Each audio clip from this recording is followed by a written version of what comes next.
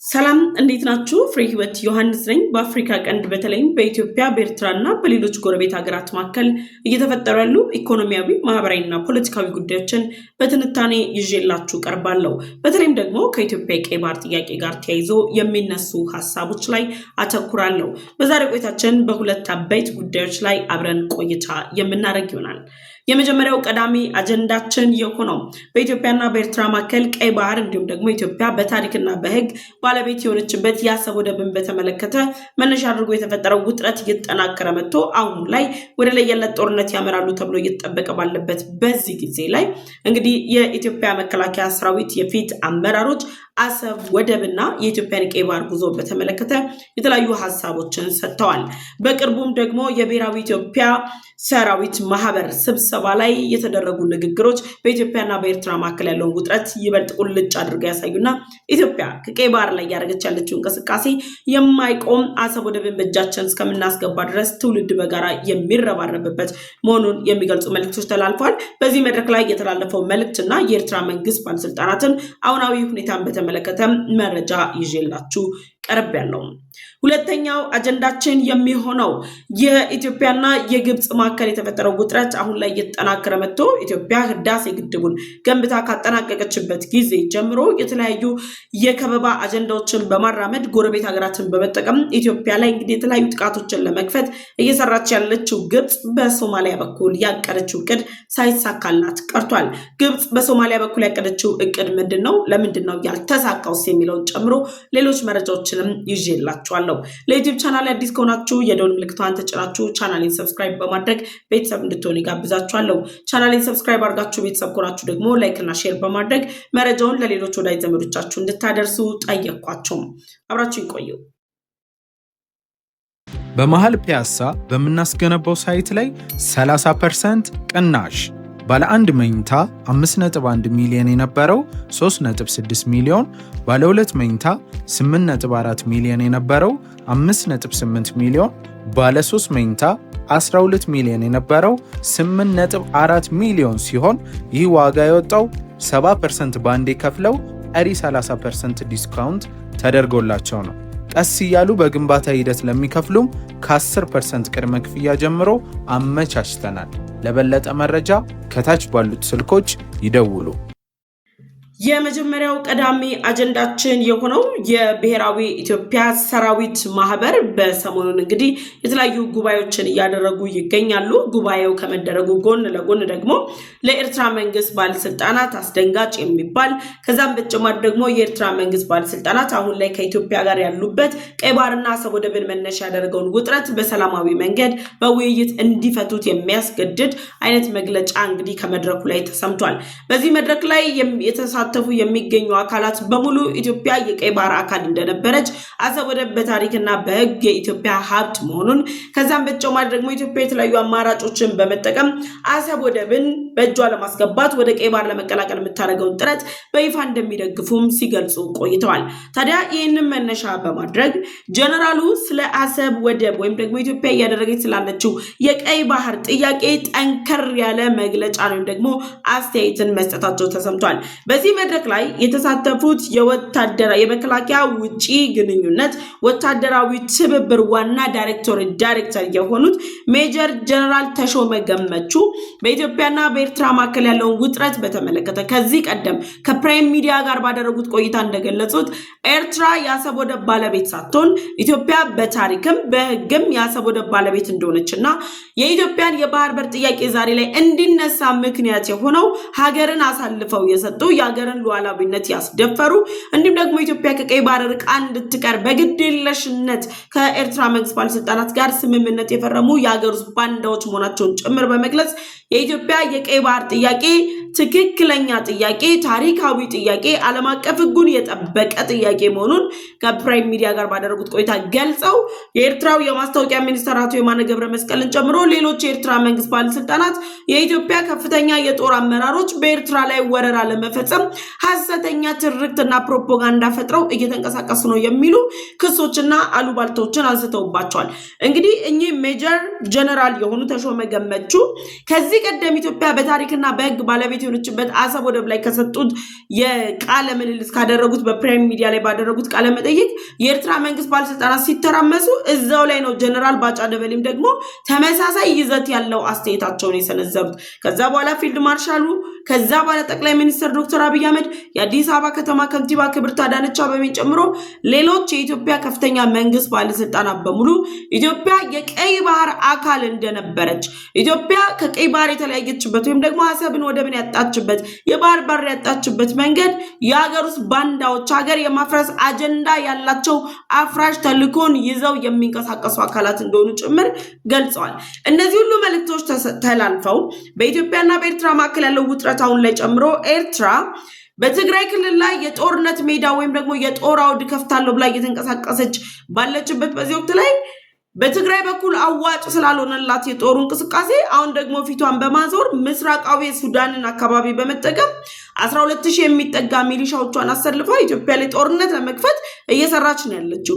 እነዚህ ሁሉ አካሄዶች ኤርትራ በኢትዮጵያ ላይ የጦርነት ዘመቻን ለመክፈትና ኢትዮጵያን ለማጥፋት ቆርጣ መነሳቷን የሚያሳዩ በሆኑበት በዚህ ጊዜ ላይ የኢትዮጵያ ከፍተኛ የጦር ጀነራሎች የኢትዮጵያ ባለስልጣናት ዲፕሎማሲን ተቀዳሚ ያደረገ ሀገርን ተቀዳሚ ያደረገ የሀገርን ሉዓላዊነት የሚያስከብር የመላው ኢትዮጵያውያን ከ120 ሚሊዮን በላይ የሆነው የኢትዮጵያውያን ጥያቄ የአሰብ ወደብን የባህር በር የማግኘትን ጥያቄ የኤርትራ መንግስት ባለስልጣናት ወረራ የሚል ሐሰተኛ ሽፋን እንዲሰጡት አድርጓቸዋል።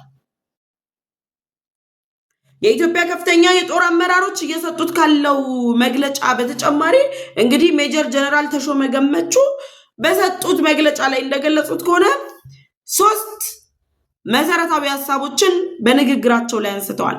የመጀመሪያው መሰረታዊ ሐሳብ አሰብ የመላው ኢትዮጵያውያን ትልቅ እውነታችን ነው ብለዋል። በሐሰተኛ ትርክት የፈጠርነው አይደለም ኦር ደግሞ በፕሮፓጋንዳ ያመጣነው ሳይሆን ኤርትራውያን ልክ ኢትዮጵያ የአሰብ ወደብ ባለቤት እንዳልነበረች እንኳን አሰብ ይቅርና ራሷ ኤርትራ የኢትዮጵያ አካል እንዳልነበረች አድርገው ሐሰተኛ ትርክትና ፕሮፓጋንዳ ፈጥረው እያደረጉት ያለውን እንቅስቃሴያቸውን የሚያዳክም ምላሽ ትሰጣለች ብለው ኢትዮጵያን ስጋት ባደረባቸው በዚህ ወቅት ላይ ኢትዮጵያ የአሰብ ወደብ ባለቤት ሆና አታውቅም፣ ኢትዮጵያ በታሪኳ የቀይ ባህር አካል ሆና አታውቅም የሚሉ ፕሮፓጋንዳቸውን እያሰራጩ ባሉበት በዚህ ወቅት ላይ ሜጀር ጀነራል ተሾመ ገመቹ ያሉት አሰብ ወደብ ትልቅ እውነታችን ነው፣ የፈጠርነው ትርክት አይደለም። የፖለቲካ ፓርቲዎች እንደውም አሁን በ7ኛው ሀገራዊ ምርጫ ላይ ያደረጉት ባለው ፉክክር ላይ እንደ አብን አይነት የፖለቲካ ፓርቲዎች እኮ ብለዋል ቀይ ባህር ላይ ያሉ ትርክቶች ያተራረክ ችግር ሊታረሙ የሚገባቸው ትርክቶች አሉ።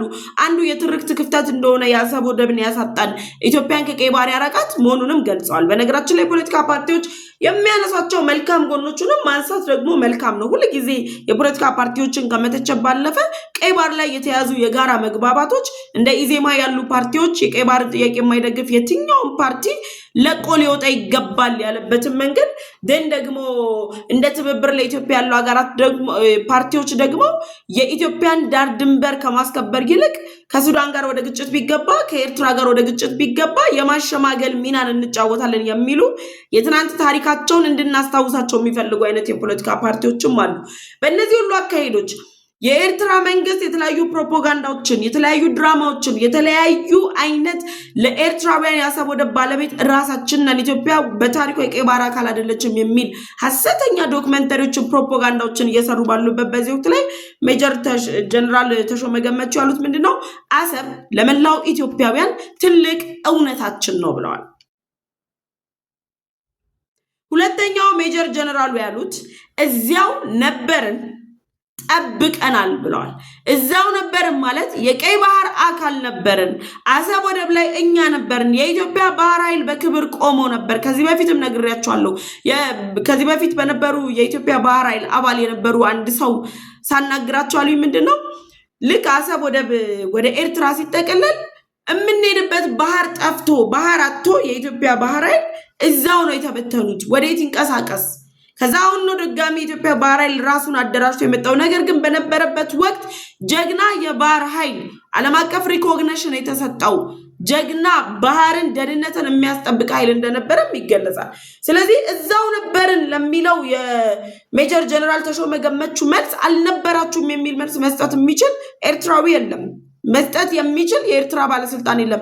እዛው ነበርን ጠብቀናልም። ባለፉት 3 አስርት ዓመታት በዲፕሎማሲያዊ መንገድ ወደባችን እንዲሰጠን 3 አስርት ዓመታት በርግጥ ማለት አይቻልም። እንግዲህ አብረው የነበሩ አሳልፈው የሰጡ አካላት የወደቡ ጥያቄ ለአንዴና ለመጨረሻ ጊዜ ተዳፍኗል ብለው በሚያስቡበት ወቅት ነው ጠቅላይ ሚኒስትር ዶክተር አብይ አህመድ ዳግም የቀይ ባህርን ጥያቄ ያነሱት። ምሁራን እንደነ ፕሮፌሰር ብሩክ ያሉ ደግሞ ትልቅ አስተዋጽኦን እያበረከቱ ያሉ በቀይ ባህር እንቅስቃሴያችን ላይ ዳግም የቀይ ባህርን አጀንዳ እንዲነሳ ያደረጉ፣ ሌሎችም ደግሞ በውስጥ ያሉ የተለያዩ ትልልቅ ኃላፊነት ላይ ያሉ አመራሮቻችን፣ ከዛም ባለፈ ደግሞ ውስጣቸው ሲቃጠል የኖሩ ኢትዮጵያውያን ጠብቀን ነበረ፣ ተጠብቆ ነበረ። እንዴት ነው የጠበቅነው ከተባለ የህይወት መስዋዕትነት ከፍለንበታል። አሰብ ወደብ ላይ የኢትዮጵያ የቀይ ባህር እንቅስቃሴ ላይ የህይወት መስዋዕትነት ተከፍሏል። በደምና ባጥንት ነው ዋጋ የከፈልነው። ብዙዎች ሞተዋል። ያንን ነው እነሱ ግምቱ ሳያስገቡ የተከፈለውን ደም የተከፈለውን ያጥንት ዋጋ ትተው ሀገር አሳልፈው እየሸጡ ባንዳዎች፣ የውስጥና የውጭ ባንዳዎች አሁን ላይ ያደረጉት ያለውን እንቅስቃሴ የኢትዮጵያን የቀይ ባህር ጉዞ ሊያስቆም አይችልም ብለዋል ሜጀር ጀነራሉ። ከዛ በተጨማሪ ዳግም ተመልሰን እንመጣለን የሚለው መልእክት ለኛ ለኢትዮጵያውያን ስንሰማው የድል ዜና፣ ኤርትራውያን ባለስልጣናት ሲሰሙ ዜጎች አላልኩም። በነገራችን ላይ የኤርትራ ህዝብ ወንድም ህዝብ ነው እና እነዚህ ግን ስልጣን ላይ ያሉ ግለሰቦች የወደብን ብቻ ሳይሆን ህዝብ ለመጨረስ ቁማር ቆምሮ በህዝብ ነፍስ ላይ የሚቀልዱ ግለሰቦች ናቸው አሁን ላይ እንደዚህ ተጠራቅመው የህይወት ዋጋ የተከፈለበትን ወደብ ይዘው አንለቅም እያሉ ያሉት። ለዚህ ነው ተመልሰን እንመጣለን። የቀይ ባህር ጥያቄ ህልውናችን ጉዳይ ነው። ኢትዮጵያ ያለ ቀይ ባህር ዳር ድንበሯን የምታስከብርበት ዘመን ያበቃል። ብዙ ዋጋ እየከፈልን ዳር ድንበራችን እናስከብረናል። አሁን ግን የባህር በር ያስፈልገናል። ባህር በር ስለሌለን ነው የመካከለኛው ምስራቅ ጦርነት ልክ ተጀመረ ሲባል የነዳጅ ዋጋ ጭማሪን ፌስ ያደረግነው። ወደብ ስለሌለን ነው እየተጨነቅን ያለ ነው። ኢኮኖሚያዊ ስብራት ሊገጥመን ይችላል ያለ ነው ወደብ ስለሌለን ነው። ግብፅማ ስዊዝ ካናል ሲመታባት የመካከለኛው ምስራቅ ጦርነት ሲከሰት ኢኮኖሚ ደቋል፣ አስቸኳይ ጊዜ አዋጅ ላውጅ ነው ብለው ፕሬዚዳንቱ በይፋ እኮ ገልጸዋል። ይሄ ነገር አፕን እንዳይሆን ኢትዮጵያ ባህር በር ወደብ ያስፈልጋታል። ለዚህም ነው ሜጀር ጀነራሉ አካል ነበርን ተመልሰን እንመጣለን ያሉት። ሜጀር ጀነራል ተሾመ ገመቹን እንደ አንድ ኢትዮጵያዊ ነኝ ልናመሰግናቸው የሚገቡ ትውልድን የቀሰቀሱበት መልእክት ነው። በዛ መድረክ ለተሳተፉ የብሔራዊ ኢትዮጵያ ሰራዊት ማህበር አባላት ብቻ ሳይሆን የኢትዮጵያ የቀይ ባህር ጥያቄ ያሳስበናል ለሚል ኢትዮጵያዊ ትውልድ ሁሉ የተላለፈ መልእክት ነው። ትውልድ ነቅቶ የኢትዮጵያን የቀይ ባህር ጥያቄ ማስመለስ ያለበት ደረጃ ላይ መድረሳችንን ያሳየ ነው። ዲፕሎማሲያዊ ጥረታችንን ማሳደግ ያለብን ደረጃ ላይ መድረሳችንን የሚያሳይ ነው። ጀነራሉ እንግዲህ አካል ነበርን፣ ጠብቀናል፣ የህይወትና የደም ዋጋ ከፍለናል። ስለዚህ ዳግም ተመልሰን እንመጣለን።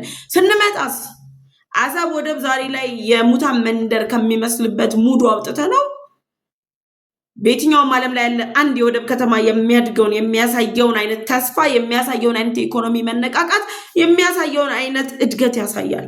በእኛ እጅ ላይ በነበረ ጊዜ እኮ የነዳጅ ዲፖ ጭምር ሰርተንበታል። ያ ጅማሮ ነው። ዛሬ ላይ ደግሞ ኢትዮጵያ ኢኮኖሚዋ እንዲያድጎ አሰብን በቀላሉ የምትተው አይደለም። በቀጠናው ላይ ከሚገኙ ወደቦች ተወዳዳሪ ብቻ ሳይሆን ቀዳሚ ወደብ የማድረግ አቅም አለን። ለዚህም ነው ባለስልጣናቱ ኢትዮጵያ ወደቡን እንዳታገኝ የሚፈልጉት። ሜጀር ጀነራል ተሾመ ገመቹ በጥቅሉ የብሔራዊ ኢትዮጵያ ሰራዊት ማህበር ላይ ያደረጉት ንግግር ይሄ ነው። የቀይ ባህር ጉዳይ የ130 ሚሊዮን ህዝብ ጥያቄ፣ የህልውና ጥያቄ፣ ኢትዮጵያን ዛሬ ካለችበት ነገዋን ብሩህ ተስፋ አድርጎ የሚያሻገር ጥያቄ ነው። የፖለቲካ ፓርቲዎች ጭምር በጋራ መግባባት ላይ የደረሱበት በአንድ መሰረት ላይ የቆሙበት ጉዳይ ነው።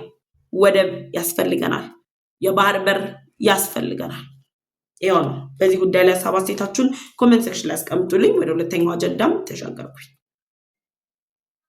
ሁለተኛው አጀንዳችን ከኢትዮጵያ ጋር በህዳሴ ግድብ ከዛም ባለፈ ደግሞ ኢትዮጵያ እያነሳች ያለችው የቀይ ባህር ጥያቄ ጋር ተያይዞ ውጥረት ውስጥ ያለችው ግብፅ የመካከለኛው ምስራቅ ጦርነት ኢኮኖሚዋን ከመስበሩ በተጨማሪ ከኢትዮጵያ ጋር የገባችበት ውጥረት ላይ ኢትዮጵያ ላይ ያሴረች ያለቻቸው እቅዶች እንዲፈርሱባት እያደረጋት ነው። የመካከለኛው ምስራቅ ጦርነት መፈጠር፣ የግብፅን ኢኮኖሚ ማዳከሙ፣ ግብፅ በተለያዩ ሀገራት ድንበር በመጠቀም ኢትዮጵያ ላይ የጦር እርምጃን እንዳትወስድ እያደረጋት መሆኑን የሚገልጹ መረጃዎች ይፋ ወጥተዋል። ከነዚህ መካከል አፍሪካን ኢንተለጀንስ ይዞት በወጣው ዘገባ ላይ እንደገለጸው ከሆነ ግብፅ የሶማሊያን ድንበሮች በመጠቀም ከፕሬዝዳንት ሐሰን ሼክ መሐመድ ጋር በጋራ ተጣምራ ኢትዮጵያ ላይ የድንበር ጥቃት ለመክፈት በኤርትራ በኩል ያሰበችው እቅድ ዋጋ የሚያስከፍላት መሆኑን መገንዘቧ፣ በሱዳን በኩል ያወጣችው እቅድ ዋጋ የሚያስከፍላት መሆኑን መረዳቷ፣ በጅቡቲ ወደብ በኩል ያወጣችው እቅድ ጅቡቲ ማትጨበጥ ኢኮኖሚያ በኢትዮጵያ ላይ የተመሰረተ በመሆኑ ለኢትዮጵያ እጅ እንደምትሰጥ ያረጋገጠ በመሆኑ ግብፅ ሶማሊያ ላይ በምታሰማራው የአፍሪካ ሰላም ማስከበር ኃይል ስም የምታሰማራውን ወታደራዊ ኃይል በኢትዮጵያ ድንበር ላይ ጥቃት ይፈጽምልኛል ብላ ስታወጣ ስታወርድ ስታቅድ እቅዷን ስታጠናክር ቆይታለች። ፋይናሊ እነዛን ሁሉ ካቀደች በኋላ ጦሬን አሰማርቼ በሶማሊያ በኩል ተሰማርቼ የኢትዮጵያ ጦር እያደረገ ያለው ሚና አዳክማለሁ የሚል እቅዷን አውጥታ እየተንቀሳቀሰች ባለችበት በዚህ ወቅት ላይ የግብፅን እቅድ ሙሉ ለሙሉ ያፈረሰ ግብፅ በሶማሊያ የሰላም ማስከበር ኃይል ውስጥ እንደማትሳተፍ በይፋ ያረጋገጠ የኢኮኖሚ ስብራት ውስጥ ወድቃለች። ለዚህም ነው የግብፅ ጦር $166 ሚሊዮን በጀት በሚያስፈልገው ኃይል ላይ ያንን በጀት ማውጣት አይችልም። ስለዚህ የገንዘብ ጥቅም ወይም ደግሞ ኢኮኖሚካዊ የሆነ ስትሬንግዙን የሚያስጠብቀው የግብፅ መንግስት ከስዊዝ ካናል በሚያገኘው ገቢ፣ ከቱሪዝም በሚያገኘው ገቢ፣ ከየትም አቅጣጫ የሚያገኘውን ገንዘብ አጠራቅሞ በኢትዮጵያ ላይ የድንበር ጥቃት ከፍታለው እያለ ባለበት በዚህ ወቅት ላይ የግብፅ መንግስት የተፈጠረው ክስተት የመካከለኛው ምስራቅ ላይ የተፈጠረው ክስተት የማይጨበት እነሱ ደግሞ እቅዳቸውን ለማሳካት የማይችሉበት አድርጎታል። ይሄን መነሻ አድርገው ባላቸው እንቅስቃሴ ወይም ደግሞ እየሄዱበት ባለው ሂደት የግብፅ ጦር አሁን ላይ በሶማሊያ በበጀት እጥረት ምክንያት እንደማይሳተፍ ተረጋግጧል። ገና ከጅምሩም ጀምሮ የግብፅ ጦር ስትራቴጂካዊ ቦታውን ይዛለው፣ በኢትዮጵያ ድንበር ላይ ጦሬን አሰፍራለሁ፣ ወደ ኢትዮጵያ ጦሬን አዘምታለሁ፣ ኢትዮጵያ ላይ ጥቃት ፈጽማለሁ ብሎ አቀደ እንጂ ሶማሊያ በአልሸባብ ትጠቃ፣ ሐሰን ሼክ መሐመድ የሽብር ጥቃት ይድረስባቸው፣ ሶማሊያ ሉዓላዊት ሀገር ሆና ትቀጥል የሚለው ነገር የማያሳስባት ሀገር መሆኗን ግብፅ ሁላችንም እናውቃለን። ይህን መነሻ አድርጎ የግብፅ ጦር በኢትዮጵያ በኩል ድንበር ላይ ጥቃት ለመፈጸም ሰራዊቱን ወደ 11,000 የሚጠጋ ሰራዊት አሰፍራለሁ ካለ በኋላ አሁን ላይ ባለው የመካከለኛው ምስራቅ ጦርነት አማካኝነት የገባበት የኢኮኖሚ ስብራት አይደለም 11,000 ሰራዊት ይቅርና አገር ውስጥ ያለውን ሰራዊት እንደ ልብ እንኳን እንዳያንቀሳቀስ የዋጋ ግሽበት፣ የውጭ ምንዛሬ እጥረት አከርካሪው መጥቶት ግብፅ እንዲያበቃላት የሚያደርግ አስቸኳይ ጊዜ አዋጅን እንዲያውጁ ያደረጋቸው ኢኮኖሚ ስብራት ውስጥ በመግባታቸው በሶማሊያ የሚሰማራው የግብፅ ጦር እንደማይሰማራ ታውቋል። የገንዘብ ችግር አለበት፣ የገንዘብ እጥረት አጋጥሞታል። ስለዚህ አሁን ላይ ግብፅ በኢትዮጵያ ላይ ያወጣች ያለችው እቅድ በራሷ በጀት የማይሸፈን በራሷ ወጪ ልትሸፍን የማትችለው የኤርትራ ጦርን አስታጥቃለሁ ስትል የነበረው ወደቡን አለማለሁ ስትል የነበረው የጅቡቲ ጋር የደረሰችው ወደብ ስምምነት ሁሉ መፈጸም የማይችሉበት የኢኮኖሚ ስብራት ውስጥ ገብታለች ግብፅ። ስለዚህ በሶማሊያ በኩል ኢትዮጵያ ላይ አቅዳ የነበረውን የጦር እንቅስቃሴ ልታከናውነው የማትችለው መሆኑ በይፋ ተረጋግጧል። ለዚህም ነው ግብፅ እያደረገች ባለችው እንቅስቃሴ ላይ ከፕሬዝዳንት ሐሰን ሼክ መሐመድ የጦር አመራሮች ጋር ከ3 እና ከ4 ጊዜ በላይ ምክክር አድርገዋል። የኢትዮጵያ ጦር ኖረም አልኖረም ግብፅ ሶማሌን ደህንነት አስጠብቃለሁ የሚል ፉከራ ውስጥም ነበረች። እነዚህ ሁሉ ሂደቶች ግብፅን እንግዲህ አሸናፊ አድርጓታል። ግብፅ በኢትዮጵያ ድንበር ላይ በኤርትራ ካልተሳካ በሱዳን ካልተሳካ ደግሞ በሶማሊያ በኩል ኢትዮጵያ ላይ ዘመቻ ትከፍታለች ተብሎ እንግዲህ የኢትዮጵያ ጠላት ሀገራት እየጠበቁ ባሉበት በዚህ ወቅት ላይ ግብፅ አልችልም፣ በቃ ወደ ሶማሊያ ጦር መላክ አልችልም፣ የሶማሊያ ሰላም ማስከበር ከግብፅ የኢኮኖሚ ስብራት አይበልጥብኝም፣ ኢኮኖሚን ሳላጠናክር 166 ሚሊዮን የአሜሪካን ዶላር በጀቱን መሸፈን ሳልችል ጦሬን ማዝመት አልችልም። ስለዚህ በኢትዮጵያ ላይ ያቀደችው የድንበር እቅድ ወድቋል። በሶማሌ በኩል የታቀደው እቅድ ወድቋል። በኤርትራ በኩል ያለው እቅድ ወድቋል። ስለዚህ ግብፅ አሁን ላይ በህዳሴ ግድብ ከደረሰባት ሽንፈት በተጨማሪ የቀይ ባህሩ ሽንፈት ልታጣጥም ከጫፍ ደርሳለች። የመካከለኛው ምስራቅ ጦርነት አሁን ላይ በኢኮኖሚ ነው እየሰበራት ያለው።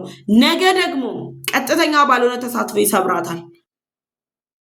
እንደ ኢትዮጵያ ያሉ ሀገራት ደግሞ በመካከለኛው ምስራቅ ጦርነትን መነሻ አድርጎ የእስራኤል አምባሳደርን ኩዌት፣ የተባበሩት አረብ ኤምሬትን ከፍተኛ አመራሮች ጋር አምባሳደር ሀድራ አበራ ውይይት አድርገዋል። የመካከለኛው ምስራቅ ጦርነት ኢትዮጵያ ምን ያህል ይጎዳታል? ይሄ ከመሆኑ በተጨማሪ የሁለትዮሽ ሀገራዊ ግንኙነታችን እንዴት እናጠናክር፣ ዲፕሎማሲያችንን እንዴት ኦንጎይንግ እናድርገው ብለው ምክክር ተደርጓል። ኢትዮጵያውን ላይ ዲፕሎማሲያዊ ጫና እየፈጠረች ነው ያለችው። እኔ በጣም ያስገረመኝ አንድ ነገር ልንገራችሁ። ከዚሁ ጋር ተያይዞ 7ኛው ሀገራዊ ምርጫ ላይ የውጭ ግንኙነትና የኢትዮጵያ የደህንነት ጉዳዮች ጋር በተደረገው የክርክር መድረክ ላይ ኢትዮጵያ ባለፉት 7 ዓመታት በዲፕሎማሲ አንገቷን የደፋችበት ዓመት ነው አለ አንድ ተፎካካሪ። እንዴት ነው ኢትዮጵያ ባለፉት 7 ዓመታት አንገቷን የደፋችሁ? ባለፈው 7 ዓመታት እኮ ነው የአሜሪካ አፍሪካ እዝ አዛዥ ጀነራል ዳግቪን አንደርሰን ኤርትራ ሳይሄዱ፣ ኬንያ ሳይሄዱ፣ ግብፅ ሳይሄዱ፣ ጅቡቲ ሳይሄዱ ኢትዮጵያ የመጡት። አንዴ አይደለም የመጡት 2።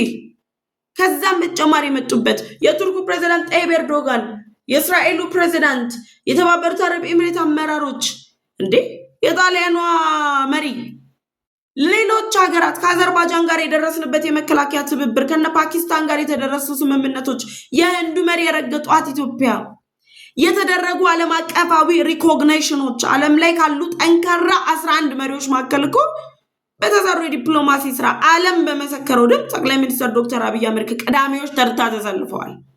ጎበዝ፣ አዲስ አበባ እኮ በዓለም አቀፍ ደረጃ የቱሪዝምን ኮንፈረንስ ሲቲ ተብላ እኮ ተመርጣለች። ሲንጋፖር ነኝ የምትለው ኤርትራ ባለፉት 3 10 ዓመታት ስራ መስራት አቅቷት አዲስ አበባ እኮ በቅርብ ዓመታት ድፍን 10 ዓመት ባልሞላ ጊዜ ውስጥ በዓለም ላይ ተወዳዳሪ ከተማ መሆን ችላለች። ይሄን የዲፕሎማሲ እድገት ባመጣንበት በዚህ ወቅት ላይ ነው ግብፅ ዲፕሎማሲያዊ ጫናን ፈጥራ ኢትዮጵያን ልታሻማቅቅ፣ ኢትዮጵያን ዝቅ ልታደርግ የምትችለው። ዲፕሎማሲያችን መጠናከሩ መስሎኛል። ዓለም አቀፍ ሕጉ ብቻ ሳይሆን ሀያላን ሀገራት ጭምር የኢትዮጵያ የቀይ ባህር ጥያቄ ተገቢ ነው ያሉት። በህዳሴ ግድብ የደረሰባትን ሽንፈት ቁጭ ብላ ካላጣጠመች ግብፅ the same thing happened on Red Sea። የቀይ ባህር ዳርቻ አካል ያልሆነ ሀገር የቀይ ባህር ደህንነት ማስጠበቅ አይችልም የምትለው ግብፅ ኢትዮጵያ ወደ ቀይ ባህር ስትጠጋ ምላሽ የላት። ለደህንነቴ ታስፈልግኛለሽ ብለው እኮ አሜሪካና እስራኤል ከኢትዮጵያ ጋር እየተወዳጁ ያሉት ግብፅ ላይ መተማመን ስለሌላቸው ነው። ምንድነው የሚወጣችሁ? $166 ሚሊዮን በጀት በጅታችሁ የግብፅ ጦር በሶማሊያ መሰማራት ካልቀረ በሶማሌ በኩል ያወጣችሁት እቅድ ከሽፏል። በሶማሌ በኩል የወጣው እቅድ ፈርሷል። ስለዚህ እዛው እንደለመዳችሁት ከኤርትራ መንግስት ባለስልጣናት ጋር እንግዲህ የምታደርጉትን አድርጉ። የሶማሊያው ጉዳይ የተከደነ ሆኗል። የኤርትራውም ጉዳይ የተከደነ ነው። ግብፅ አሁን ላይ ግራ መጋባት ውስጥ ነው ያለችው። ኬንያ ሄደች። ኬንያ ጥቅሟን ነው ያየችው። ዲፕሎማሲያውንማ ከኢትዮጵያ ጋር እያጠናከረች ያለችው። ላሙ ፖርት ላይ ወታደራዊ ኃይሏን ከኢትዮጵያ ጋር አጣምራ እያሰማራች ያለችው ኬንያ ግብፅ ለኢትዮጵያ ጠላት ትሆናታለች ብላ ነው እያሰበች ያለችው። እንዴት ሆኖ በምን አይነት ኮንፊደንስ ነው ኬንያ በኢትዮጵያ ተቃራኒ የምትቆመው? ጎበዝ፣ በዛም አለ በዚህ የግብፅ መንግስት በሶማሌ በኩል ያወጣው እቅድ ሳይሳካ ቀርቷል። በዚህ ጉዳይ ላይ ሀሳብ አስተያየታችሁን ኮሜንት ሴክሽን ላይ አስቀምጡልኝ። ለዩቲዩብ ቻናል አዲስ ከሆናችሁ የደወል ምልክቷን ተጭናችሁ ቻናሌን ሰብስክራይብ በማድረግ ቤተሰብ እንድትሆኑ ጋብዛችኋለሁ። ቻናሌን ሰብስክራይብ አድርጋችሁ ቤተሰብ ከሆናችሁ ላይክ እና ሼር በማድረግ ለወዳጅ ዘመዶቻችሁ እንድታጋሩ ጋበዝኳችሁ። መልካም ጊዜ። ቸር ቆዩ።